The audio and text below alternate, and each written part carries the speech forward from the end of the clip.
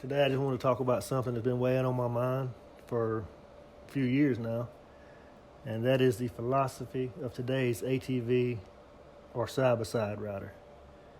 So you got a dude, he goes out, he drops a ton of money on the latest, greatest 8,000cc ATV or side-by-side. Then he drops another ton of money and time on a 10-foot lift, 40-inch American Force rims, 80-inch BKTs, 188% gear reduction, enough audio and lighting to put on a Brantley Gilbert concert, platinum paint, 24-karat gold powder coat, and an exhaust loud enough to be heard from 2 states away. We all know the guys. He finally gets it like he wants it. He heads to the off-road park for a fun-filled weekend. He complains about the park's price of admission, failing to notice the amount of work that the park's put in, or the fact that they've paid for Waylon Jennings to be brought back from the dead to perform a concert. He rides for a day, maybe 2. Hell, he may ride all weekend if he's lucky. He complains about too much dust, even though it hasn't rained in 6 months and that the park needs to do this, do that. He hauls ass through the campground at 3 a.m. He punches the throttle every 5 seconds like he's having spasms.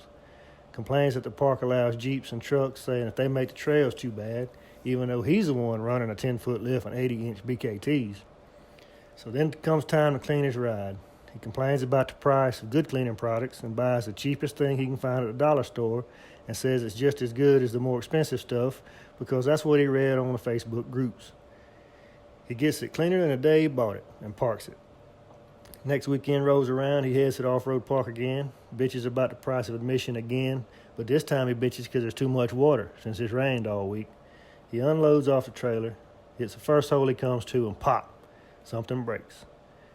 He gets on the Facebook riding groups, bad-mouthing the brand he rides and that the dealership won't warranty it since they found water in the engine, failing to mention how much alcohol intake was involved, and claims that it's never been deeper than the floorboards. He asks for the cheapest whatever that broke when people recommend the best parts to use in order to repair his broke whatever. He complains about the price and that the company's overrated and continues looking for the cheapest way to go. Finally, he finds a used whatever, buys it since it was cheapest, and fixes his ride and parks it. After his repairs, he gets on Facebook groups looking for another off-road park with cheaper admission, less dust, less water, no Jeeps, etc., and complains that so-and-so off-road sucks, blah, blah, blah. So he tries another off-road park, and yes, the admission is cheaper, but you have to sleep on your trailer since the cabins have been abused by riders since the park opened. No maintenance done to them.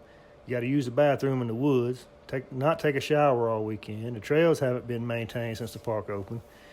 He drinks too much, runs out of skill, breaks something else, loads up, heads home, cleans it with the cheapest dollar store stuff he can find again, repairs it with the cheapest parts he can find again, badmouths the manufacturer and the dealer the whole time on the Facebook groups again. Then he posts it for sale for 5 times what it's worth, claiming that it's never been in the mud, and says that brand A is a piece of crap. I'm going to go with brand B this time. Or that he's getting out of off-roading altogether and he'll trade his bike for the Playboy Mansion or Air Force One plus cash on your end. Is this really what the sport has come to?